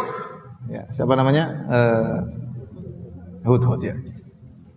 Karena sebagian orang, saya pernah ngisi pengajian orang tanya, lah mukadimahnya lama sekali, saya enggak tahu pertanyaannya. Sampai jamaah protes. Mas, intinya apa mas? Intinya apa? Muter kanan, muter kiri nih. Kita harus begini, harus berbakti sama orang tua. Harus cerita dulu dia berbakti sama orang tuanya. Intinya apa pertanyaannya? Kalau tanya yang di antara kecerdasan seorang, dia bertanya dengan yang tertentu, yang pertanyaannya benar. Orang yang muter kanan, muter kiri, belok kanan, belok kiri, maju mundur, maju belakang, ngalor ngidul itu, pertanyaan ternyata cuma sedikit. Ini orang ini nggak beres ini. Berarti ya enggak. Dia harus tahu banyak orang waktunya terbatas, banyak orang waktunya mahal. Maka kita jangan buang-buang waktu orang. Taib. Maka burung Hud langsung menyampaikan intinya. Dia mengatakan, "Inni wajadtu imra'atan tamlikuhum wa utiyat min kulli syai'in wa laha 'arsyun 'azim." Sungguhnya aku mendapati di negeri Saba ada seorang ratu, malikah, seorang ratu. Tamlikuhum, yang menguasai rakyatnya di kerajaan Saba. Wa utiyat min kulli syai', dan dia diberikan segala sesuatu. Artinya ratu ini sangat kaya raya. Semua namanya keperluan seorang raja ada padanya. Walaha 'arsyun 'azim. Kemudian Hudhud menyebutkan tentang salah satu harta yang istimewa milik sang ratu, yaitu dia memiliki singgasana yang megah, singgasana yang besar. 'Arsyun 'azim. Kemudian dia berkata, wajadtuha wa qaumaha yasjuduna lisyamsi min dunillah, dan aku mendapati sang ratu, konon namanya Ratu Bilqis, dan kaumnya sujud kepada matahari dan tidak sujud kepada Allah Subhanahu wa taala. Wa zayyana lahumus syaitanu a'malahum, dan syaitan telah menghiasi perbuatan mereka. Fasaddahum 'anis sabil, sehingga syaitan menghalangi mereka dari jalan menuju Allah. Fahum la yahtadun, dan mereka tidak dapat petunjuk dari Allah Subhanahu wa taala. Alla yasjudu lillahi alladhi yukhrijul khaba'a fis samawati wal ard wa ya'lamu ma tukhfuna wa ma tu'linun. Dan syaitan menyuruh mereka agar tidak menyembah Allah yang mengeluarkan apa yang terpendam di langit dan di bumi, dan yang mengetahui apa yang kalian tampakkan dan apa yang kalian sembunyikan. Allahu la ilaha illahu rabbul arsyil azim. Dialah Allah Subhanahu wa taala yang tidak berhak disembah kecuali Allah, dan dialah pemilik arsy yang agung. Inilah kisah atau laporan dari burung Hudhud kepada Sulaiman akibat keterlambatan dia, ya. Ternyata burung Hudhud terlambat demi untuk menyampaikan informasi tentang ada kesyirikan yang terjadi di negeri yang lain, negeri Saba, kira-kira 2000 km dari Palestina. Burung Hudhud, yang dia seekor burung, dia tidak terima ada kesyirikan di atas muka bumi. Dia tidak terima ada kesyirikan di atas muka bumi. Dia merasa gelisah ada kesyirikan tersebut. Harus dia laporkan kepada Sulaiman, meskipun resikonya dia akan disembelih atau dicabut bulu-bulunya. Tidak ada masalah. Ini kesyirikan harus saya sampaikan kepada Sulaiman. Sementara sebagian orang sekarang ada kesyirikan malah dilestarikan untuk mendatangkan wisata, untuk mendatangkan devisa dan macam-macamnya. Tidak boleh. Kesyirikan harus dihilangkan. Ini tradisi. Apa kata orang tua? Ini kalau kesyirikan tradisi harus dihilangkan, diganti dengan tradisi. Oleh karenanya burung Hud tidak terima tatkala ada kesyirikan, dan dia lapor kepada Nabi Sulaiman. Ternyata ratu tersebut dan anak buahnya dan rakyatnya menyembah apa? Menyembah matahari, menyembah matahari. Dan di antara hal yang istimewa dari ratu tersebut, dia memiliki singgasana yang megah. Setelah dilaporkan kepada Sulaiman, apa komentar Nabi Sulaiman? Nabi Sulaiman tidak langsung terima berita dari Hudhud. Kata Nabi Sulaiman, qala sananzur asadaqata am kunta minal kadhibin. Kita lihat wahai Hudhud, kamu ini benar apa enggak benar? Kalau enggak benar, siap dicabut bulunya. Ini dalil yang sangat kuat. Nabi Sulaiman tidak tahu ilmu gaib. Kalau Nabi Sulaiman tahu, tidak perlu laporan dari Hudhud. Saya sudah tahu, tadi kamu jalan kemana-mana, saya tahu. Kamu tadi ke sana kan? Nabi Sulaiman tidak tahu. Padahal pasukannya jin. Padahal ifrit di bawah perintah Nabi Sulaiman. Dan Nabi Sulaiman tidak tahu apa yang dilakukan oleh Hudhud. Dia hadir atau tidak hadir. Dia kemana, Nabi Sulaiman tidak tahu. Dia tidak tahu ada negeri Saba. Dia tidak tahu ada namanya Ratu Bilqis yang menyembah matahari. Dia tidak tahu. Sebagaimana Nabi Yakub, waktu anaknya Yusuf hilang, entah kemana, dia tidak tahu, tiap hari menangis. Setelah belasan tahun baru dipertemukan kembali oleh Allah antara Nabi Yakub dengan siapa? Nabi Yusuf. Dia tidak tahu ilmu gaib. Kemudian datang orang sekarang, oh saya tahu barang hilang di mana. Saya tahu. Enggak mungkin itu kecuali pakai jin. Itu pakai jin. Ini dalil para anbiya tidak tahu ilmu gaib. Jangankan masa depan, masa sekarang yang di luar kemampuan mereka, mereka tidak tahu. Saya katakan tadi, Nabi Yakub tidak tahu Yusuf kemana. Dia nangis terus, padahal dia tidak tahu Nabi Yusuf sudah jadi menteri di Mesir. Dia tidak tahu. Nangis sampai matanya buta, Nabi Yakub alaihissalam. Kalau dia tahu anaknya sudah jadi menteri, ngapain dia nangis? Dia tidak tahu. Ini Nabi Sulaiman dilaporkan oleh Hudhud. Nabi Sulaiman masih berkata, "Nanzur, kita lihat dulu wahai Hudhud. Saya tidak terima perkataanmu langsung. Saya tidak membenarkan langsung laporanmu. As-sadaqata am kunta minal kadhibin?" Cek dulu, kamu jujur atau kamu dusta. Kemudian kata Nabi Sulaiman, bagaimana cara mengecek itu ada atau tidak? Kata Nabi Sulaiman, "Idhhab bi kitabi hadza fa'alqih ilaihim thumma tawalla anhum fanzur madza yarji'un." Kata Nabi Sulaiman, wahai Hud, pergilah bawalah suratku ini. Jatuhkanlah suratku ini kepada mereka dan pergilah dari mereka, lalu perhatikanlah apa yang sedang mereka diskusikan. Bagaimana sikap mereka menghadapi surat ini. Akhirnya Hud terbang dari mana? Palestina, bawa surat. Sepenggal kertas dibawa surat terbang. Terus lewat sampai masuk ke dalam kerajaan Ratu Bilqis, sampai di kamarnya Ratu Bilqis. Kemudian surat tersebut dilemparkan ke dalam kamar Ratu Bilqis. Ratu Bilqis lihat ada selembaran surat jatuh. Dibuka, ternyata dari siapa? Nabi Sulaiman alaihissalam. Apa isinya? Innahu min Sulaiman wa innahu bismillahirrahmanirrahim. Sungguhnya ini dari Sulaiman dan sungguhnya bismillahirrahmanirrahim. Alla ta'alu alayya wa'tuni muslimin. Ya, janganlah kalian berlaku sombong di hadapanku. Datanglah serahkan diri kalian dalam kondisi Islam. Surat singkat tapi tegas sekali. Ya, isinya cuma apa? 2 kalimat. Alla ta'alu alayya wa'tuni muslimin. Jangan sombong, datang sini masuk Islam. Mengerikan. Tetapi waktu Ratu Bilqis baca surat itu, kemudian dia datang kepada rakyatnya, apa yang dia katakan? Dia mengatakan, qalat ya ayyuhal mala'u inni ulqiya ilayya kitabun karim. Wahai rakyatku, wahai pembesar-pembesarku, sungguhnya telah dilemparkan kepadaku suatu surat yang mulia. Dia puji surat tersebut. Dia katakan surat yang mulia. Kenapa surat ini aneh? Ratu Bilqis tinggal di istana, kira-kira di pagar apa di tengah-tengah? Kamarnya kira-kira dekat pagar hansip atau di tengah-tengah? Ratu Bilqis kamarnya di mana? Di tengah-tengah lah. Untuk bisa sampai ke Ratu Bilqis harus melewati berbagai macam puluhan mungkin pengawal. Ya, tidak mungkin mau ketemu Ratu Bilqis gampang, apalagi masuk di kamarnya enggak gampang. Ya. Tapi ternyata surat itu bisa sampai melewati pasukan yang begitu banyak. Kalau cuma di pinggir bisa dilempar gitu, enggak. Ya, enggak, ini tengah-tengah kamarnya, tapi ternyata surat tersebut bisa sampai. Ini menakjubkan. Tidak sembarang surat bisa sampai ke kamar Ratu Bilqis. Harusnya lewat pengawal 1, pengawal 2, pasukan 1, pasukan 2, baru kemudian bisa sampai ke Ratu Bilqis. Kemudian tentunya Ratu Bilqis sudah dengar tentang Nabi Sulaiman. Nabi Sulaiman terkenal. Ya, terkenal. Dan dia sudah tahu tentunya karena Nabi Sulaiman ini disebutkan oleh pada sejarah, kan dia Nabi belakangan. Dia jauh setelah Nabi Ibrahim. Dan dia keturunan Nabi Ibrahim. Nabi Yakub di bawahnya, Nabi Yusuf, kemudian Nabi Musa, Harun, baru kemudian Nabi Sulaiman belakangan. Ada yang mengatakan dia hidup kira-kira 1000 tahun sebelum Masehi. Kira-kira 1000 tahun sebelum Masehi. Ya. Jadi tentunya Ratu Bilqis sudah dengar tentang Arab, apa itu Arab, dan dia tinggal di Jazirah Arab di Yaman, tentang Ka'bah dan yang lainnya. Tentunya dia sudah dengar. Jadi dia sudah dengar tentang kekuasaan Sulaiman.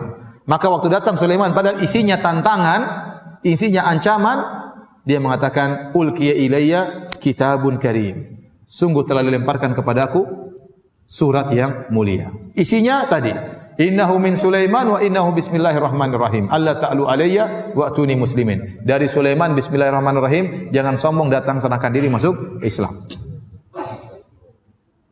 Kemudian Ratu Bilqis berkata, qalat ya ayyuhal mala'u aftuni fi amri ma kuntu qati'atan amran hatta tashhadun. Kata Ratu Bilqis, wahai anak buahku sekalian, wahai para pembesar-pembesar, wahai para menteri, berilah pendapat kalian kepadaku. Saya tidak bisa memutuskan perkara sampai kalian bermusyawarah dengan kalian. Bagaimana menurut pendapat kalian? Apa yang harus saya lakukan? Mereka namanya menteri-menteri, mereka harus tunjukkan mereka hebat. Enggak mungkin, oh sudah ratu, udah kita ngalah aja. Enggak mungkin ya. Menteri-menteri loyo seperti ini. Mereka tunjukkan mereka kuat. Kata Allah, mereka berkata, qalu nahnu ulu quwwatin wa ulu ba'sin syadidin wal amru ilaiki fanzuri madza ta'murin. Kata mereka, kami ini wahai Bilqis, pasukan yang kuat dan persenjataan kita juga kuat. Jangan khawatir. Perkaranya kembali kepada engkau. Perintahkan saja, kami akan kerjakan. Tapi kalau bicara tentang kekuatan jangan ragu. Kita ini apa? Kuat. Pasukan banyak, kuat, persenjataan kuat. Namun Ratu Bilqis namanya perempuan goyang juga. Dia juga takut ya. Sulaiman luar biasa. Dia pasti sudah dengar tentang apa? Sulaiman, tentang hebatnya Sulaiman. Maka dia mengatakan, qalat innal muluka idza dakhalu qaryatan afsaduha wa ja'alu a'izzata ahliha adilla wa kadzalika yaf'alun. Tadi wahai pembesar-pembesarku, ingat, raja-raja itu kalau sudah masuk ke suatu negeri, dia akan merusak negeri tersebut. Seakan-akan dia berkata, ingat Sulaiman ini nanti kalau masuk di sini ke negeri Saba, negeri kita akan hancur. Wa ja'alu a'izzata ahliha adillah, dan orang-orang yang pejabat-pejabat di negeri tersebut, orang-orang yang mulia di negeri tersebut akan dijadikan hina oleh raja-raja tersebut. Wa kadzalika yaf'alun, dan demikianlah mereka akan lakukan kepada kita, kata Bilqis. Jadi Ratu Bilqis kurang setuju dengan ide perlawanan. Dia perempuan juga ngapain perang-perang ya. Maka dia punya ide yang lain. Dia berkata, dan ini menunjukkan cerdasnya Ratu Bilqis. Wa inni mursilatun ilaihim bihadiyatin fanadhiratun bima yarji'ul mursalun. Saya punya ide, wahai anak buahku, saya akan mengirim hadiah yang banyak. Emas, perak, berlian, intan semua dibawa oleh orang banyak. Akan saya kirimkan hadiah kepada Sulaiman. Dan saya akan tunggu bagaimana berita yang dibawa oleh utusan-utusanku, bagaimana sikap Sulaiman terhadap hadiah tersebut. Jadi sebagian ulama mengatakan Ratu Bilqis ini ingin ngecek Sulaiman ini inginnya dunia atau memang dia bicara tentang akhirat. Dan dia tahu hadiah itu punya pengaruh. Kalau hadiah Sulaiman terima, kita perang. Seakan-akan dia berkata demikian. Kalau Sulaiman menerima hadiah kita perang. Ya, atau paling tidak dia lembut atau yang. Tapi kalau dia tidak terima hadiah kita, urusannya lain. Berarti dia serius tentang masalah agama. Karena dia mengatakan datanglah dalam kondisi apa? Islam. Dalam surat tersebut Sulaiman bicara tentang agama, bukan tentang dunia. Disuruh masuk apa? Islam. Berarti dia bicara tentang agama. Nah, kalau ternyata dia terima hadiah, berarti dia tidak berbicara tentang agama. Itu hanya sekedar bingkai, tapi isinya bukan masalah agama. Sebagaimana sebagian orang bicara tentang agama, ternyata intinya dunia, bukan perkara agama. Agama tersebut dia hanya dijadikan apa? Bingkai, bungkusan untuk perkara dunia yang ingin dia perjuangkan, bukan masalah agama. Maka dites oleh Ratu Bilqis. Ini cerdasnya Ratu Bilqis. Pertama, dia tahu hadiah itu punya pengaruh. Ya. Yang kedua, dia ingin mengecek Sulaiman ini bicara dunia atau bicara agama. Falamma jaa Sulaiman, tatkala utusan Ratu Bilqis datang kepada Sulaiman dengan bawa hadiah yang banyak, disebutkan entah berapa ratus orang dikirim oleh Bilqis untuk bawa hadiah tersebut dari Sabah menuju ke Palestina 2000 kilo, memikul hadiah yang sangat banyak kepada Sulaiman.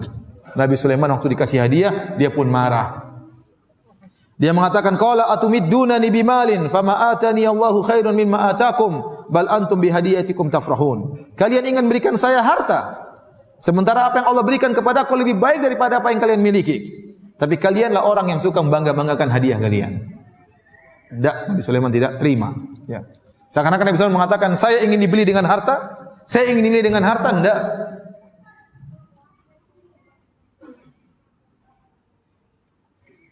Saya baru dengar seorang pejabat yang kemudian berkata, ya, saya ditawarin sekian miliar hanya untuk satu peraturan, merubah satu peraturan. Maka saya kumpulkan pegawai saya, dia bilang, kalau mereka bisa nilai kita dengan rupiah, kita enggak ada nilainya. Jangan sampai kita dinilai dengan apa? Rupiah. Ada pejabat yang ngomong gitu sama saya. Oleh karenanya, Sulaiman mengajarkan kepada mereka, ya, saya tidak bisa dinilai dengan duit, saya tidak bisa dinilai dengan harta. Apa yang Allah berikan kepada saya lebih baik daripada apa yang kalian miliki. Kalian saja yang bangga-banggaan kalau sudah kasih hadiah sama orang. Kemudian kata Nabi Sulaiman, irji ilaihim, pulanglah engkau kepada ratumu.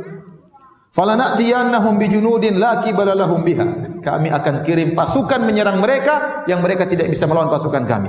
Wala nukhrijannahum minha adillah wa hum saghirun. Sungguh kami akan mengusir mereka dari negeri mereka dalam kondisi hina, dalam kondisi rendah. Dan Nabi Sulaiman tahu pasti Ratu Bilqis ketakutan. Akhirnya mereka pulang dan mereka ketakutan dengan ancaman Nabi Sulaiman, dan Nabi Sulaiman tahu ini Bilqis pasti datang menyerahkan dirinya. Maka Nabi Sulaiman kemudian punya rencana lain.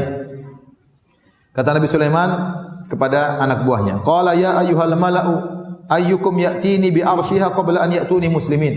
Kata Nabi Sulaiman, wahai anak buahku, siapa di antara kalian yang bisa mendatangkan singgasananya yang disebut oleh Hutut itu? Hadirkan ke sini sebelum mereka datang. Jadi mulailah Ratu Bilqis dan pasukannya keluar dari negeri Sabah untuk menyerahkan diri kepada Sulaiman. Setelah mereka keluar dari singgasana mereka, Nabi Sulaiman mengatakan, siapa di antara kalian wahai anak buahku yang bisa mendatangkan singgasananya? Qala ifritun minal jinni ana atika bihi qabla an taquma min maqamik. Berkata ifrit, jin yang paling top, saya akan datangkan singgasananya kepada engkau wahai Sulaiman sebelum kau berdiri dari tempat dudukmu. Berdiri butuh waktu atau tidak? Butuh waktu beberapa detik. Belum berdiri sudah datang singgasana. Ada yang mengatakan maksudnya Nabi Sulaiman dia selalu mengecek pekerjaan anak buahnya dan dia duduk berjam-jam menjelang duhur baru dia berdiri. Artinya Ifrit berkata, saya butuh waktu beberapa jam atau beberapa saat untuk sebelum kau berdiri wahai baginda akan hadir singgasana Ratu Bilqis. Ini hebat, berarti jin itu punya kekuatan. Berarti jin Ifrit cepat sekali. Shring, kemudian pergi, kemudian mikul singgasana. Cepat sekali. Luar biasa. Jin memang ada punya kekuatan. Jin punya kekuatan. Wa qala alladhi 'indahu wa inni 'alaihi laqawiyyun amin. Percayalah wahai baginda, sungguhnya aku ini kuat dan terpercaya, aku amanah. Meskipun saya setan, saya amanah. Kali ini saya amanah. Qala alladhi 'indahu 'ilmun minal kitab. Maka berkatalah orang yang memiliki ilmu dari Alkitab, ana atika bihi qabla an yartadda ilaika tarfuk. Saya akan datangkan singgasana tersebut sebelum kau mengedipkan matamu wahai Sulaiman. Subhanallah. Ada khilaf siapa orang ini. Ada yang mengatakan salah seorang soleh di negeri Sulaiman. Ada yang mengatakan maksudnya Sulaiman sendiri. Sulaiman berkata, wahai Ifrit, kau cuma begitu. Saya sebelum mengedipkan mata, sebelum kau kedipkan mata sudah datang singgasana. Jadi ada khilaf apakah itu Sulaiman atau yang lainnya. Intinya sangat hebat. Ya. Falamma ra'ahu, akhirnya orang ini mendatangkan singgasana sebelum Sulaiman mengedipkan matanya. Falamma ra'ahu mustaqirran 'indahu. Tatkala Sulaiman melihat singgasana tersebut sudah ada di hadapan dia, maka dia pun bersyukur kepada Allah. Dia berkata, qala hadza min fadli rabbi. Ini adalah karunia dari Rabbku bisa menghadirkan singgasana di hadapanku. Liyabluwani aashkuru am akfur. Allah memberi saya kenikmatan ini untuk mengujiku. Apakah aku ini bersyukur kepada Allah ataukah aku ini kufur kepada nikmat Allah Subhanahu wa taala. Wa man syakara fa inna ma yashkuru li nafsi. Kemudian Nabi sallallahu berkata, barang siapa yang bersyukur, dia bersyukur untuk dirinya. Allah tidak butuh dengan rasa syukurnya. Tapi dia bersyukur itu untuk apa? Untuk dirinya. Dia beribadah untuk dirinya. Jangan sampai terbetik dalam benak kita Allah butuh untuk kita ibadahi. Tidak. Tapi seorang ibadah kepada Allah adalah untuk dirinya sendiri. Wa man kafara, barang siapa yang kafir, fa inna rabbi ghaniyyun karim. Sesungguhnya Rabbku maha kaya dan maha mulia. Tidak butuh dengan ibadah kalian. Kalian kafir enggak ada masalah. Kemudian kata Nabi Sulaiman, qala nakiru laha arsyaha. Nanzur atahtadi am takuna minal ladzina la yahtadun. Kata Nabi Sulaiman kepada anak buahnya, rubah-rubah sedikit singgasana itu, rubah-rubah. Kita ingin lihat, dia ngerti enggak itu singgasananya atau bukan. Dirubah-rubah singgasana tersebut. Jadi, sebagian ahli tafsir menyebutkan Nabi Sulaiman tertarik untuk menikahi Bilqis ini. Ini ratu ini. Ini kalau dinikahi bagus ya buat dakwah, buat macam-macam. Tapi Nabi Sulaiman ingin tahu ini ratu pintar atau tidak ya. Jangan-jangan blow on ya. Nikah sama perempuan blow on juga repot kalau ngobrol enggak nyambung-nyambung ya. Maka dia ingin tes apakah ratu ini pintar atau tidak. Maka dirubahlah sedikit dari apa? Dari bentuk singgasana tersebut. Apakah dia tahu ini singgasana dia atau bukan? Falamma ja'at qila ahakadha arshuki. Tatkala Bilqis sudah hadir, ditanyakan kepada Bilqis, ahakadha arshuki, apakah ini adalah singgasanamu? Qalat, subhanallah, bagaimana jawaban Bilqis? Menunjukkan cerdas atau bodoh ya? Kata dia, qalat ka'annahu hu. Kata dia, sepertinya. Ini menunjukkan Bilqis pintar ya. Dia tidak mengatakan iya, dia tidak mengatakan bukan. Tapi dia memberi jawaban dengan jawaban diplomasi. Sepertinya. Nah, pintar berarti. Bisa jadi istri kalau begitu. Tapi ini pendapat sebagian ahli dalam Israiliyat. Tidak ada dalil nasnya. Tidak ada dalilnya. Nabi Sulaiman ingin menikahi siapa? Bilqis. Ini hanya pendapat Israiliyat dan disebutkan dalam buku-buku tafsir. Saya hanya menyampaikan. Tapi kalau kita berbicara tentang dalil yang sahih, tidak ada dalilnya. Ya. Kemudian kata Nabi Sulaiman, wa utinal ilma min qabliha wa kunna muslimin. Kita sudah dapat ilmu sebelum Bilqis dan kami sudah Islam sebelumnya. Wa saddaha makana ta'budu min dunillah. Ya.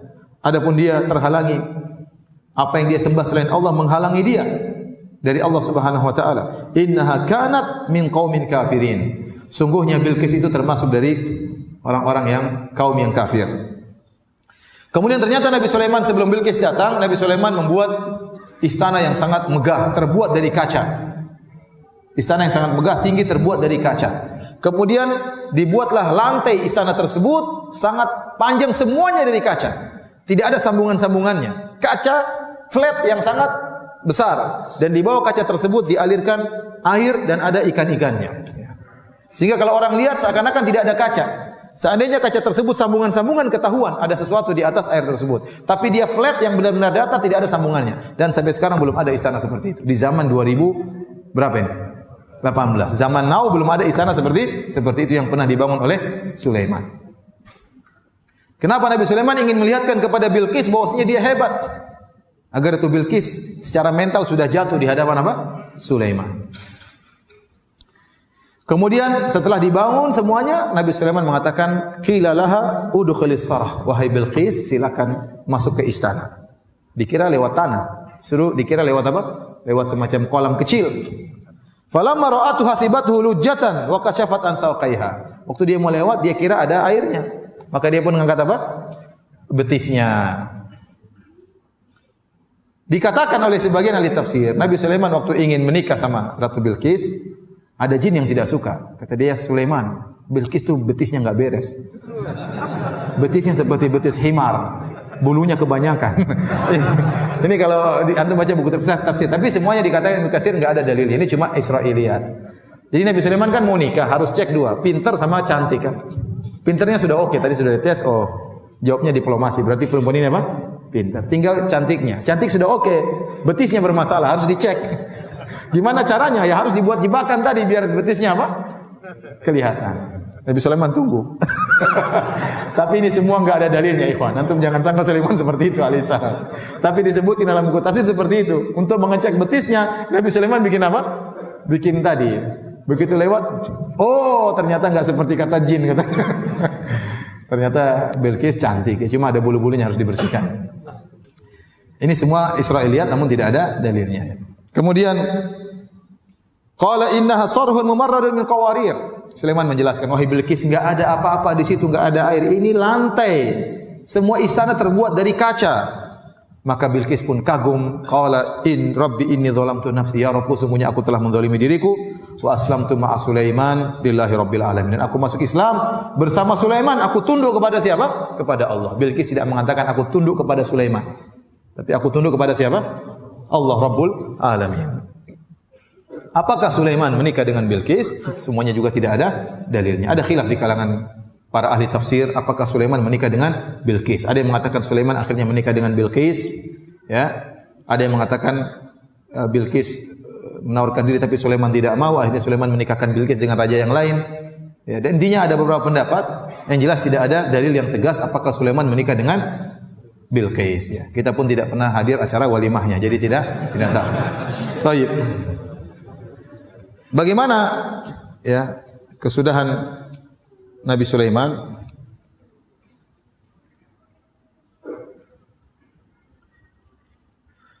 Nabi Sulaiman alaihissalam meninggal ya,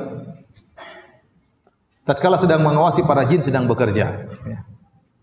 Kata Allah Subhanahu wa taala dalam surat Saba ayat 14, "Falamma qadayna 'alaihi al-mauta ma dallahum 'ala mautihi illa dabbatul ardi ta'kulu min sa'atah."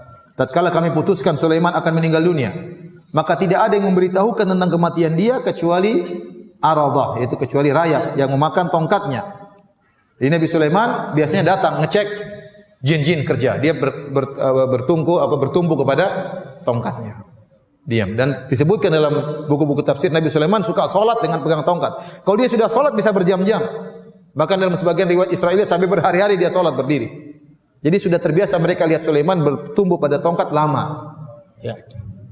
Bahkan dalam sebagian riwayat dikatakan setahun, tapi riwayat itu tidak bisa dibuktikan keabsahannya. Intinya demikian kebiasaan Sulaiman. Jadi kalau Sulaiman sudah datang pegang tongkat, sudah jin-jin semua ketakutan bekerja. Suatu hari Sulaiman datang ngecek dan dia pegang tongkat dan dia meninggal dunia. Jin-jin tidak tahu, disangka Sulaiman lagi sholat. Kerja terus enggak enggak berhenti kerja nih, Sulaiman udah mati padahal. Terus gitu. Jin ketakutan, terus kerja, enggak berhenti. Sehingga datang rayap kemudian makan tongkat tersebut. Butuh waktu lama untuk dimakan tongkat tersebut. Tatkala rayap makan tongkat tersebut, akhirnya tongkat tersebut patah, Nabi Sulaiman pun jatuh. Kata Allah Subhanahu wa taala, "Falamma kharra tabayyanatil jinnu allau kanu ya'lamunal ghaiba ma labithu fil adzabil muhin." Tatkala Sulaiman tersungkur alaihissalam, maka jelaslah bagi jin kalau mereka tahu ilmu gaib, tentunya mereka tidak akan diam terus bekerja dalam kehinaan. Sulaiman ingin menjelaskan kepada rakyatnya, jin-jin itu sombong dan angkuh, mengaku-ngaku tahu ilmu gaib. Maka Sulaiman ingin menjelaskan, saya pun meninggal mereka tidak tahu kalau saya meninggal. Katanya mereka tahu gaib, padahal waktu saya meninggal mereka tidak tahu. Terus bekerja ketakutan sama Nabi Sulaiman. Kalau mereka tahu Nabi Sulaiman sudah meninggal sejak awal, mereka sudah kabur, tidak mau kerja. Ya. Ini dalil bahwasanya hukum asalnya jin-jin juga tidak tahu ilmu gaib. Yang tahu ilmu gaib cuma siapa? Allah Subhanahu wa taala. Menurut saya, ada banyak pelajaran besar dari kisah Nabi Sulaiman alaihissalam yang sangat relevan dengan kehidupan kita saat ini. Salah satu yang paling menonjol adalah bagaimana beliau tetap rendah hati dan bersyukur meskipun memiliki kekuasaan yang luar biasa besar. Di zaman sekarang, banyak orang kalau punya sedikit kelebihan, baik itu kekayaan, jabatan, kepintaran, atau followers, sudah langsung merasa tinggi dan lupa diri. Tapi Nabi Sulaiman yang bisa memerintah jin, angin, bahkan berbicara dengan binatang, tetap tunduk dan takut kepada Allah. Ini bukti bahwa kemuliaan sejati bukan diukur dari duniawi, tapi dari sikap hati. Yang juga patut kita contoh adalah hikmah dan kecerdasannya dalam memimpin, serta kepekaan spiritualnya. Beliau tidak hanya memerintah secara adil, tapi juga mengutamakan dakwah dan kebenaran. Seperti saat menghadapi Ratu Bilqis, strateginya bukan untuk menjatuhkan, tapi mengajak dengan lembut dan cerdas. Dan yang paling penting, Nabi Sulaiman tidak pernah lupa bahwa semua kekuasaan dan karunia itu berasal dari Allah. Semoga kita bisa meneladani Nabi Sulaiman, bukan hanya dari kehebatannya, tapi juga dari keimanan dan kerendahan hatinya. Barakallahu fikum.